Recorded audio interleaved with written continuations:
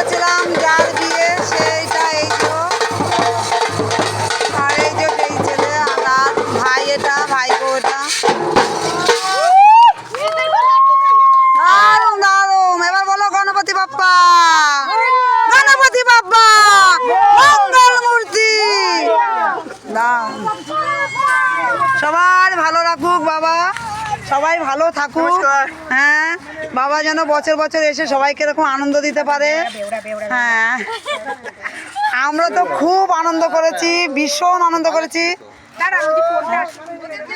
জামাইবু কেমন আনন্দ হয়েছে? বাবা এসে ভীষণ আনন্দ হয়েছে। ফুলি কই?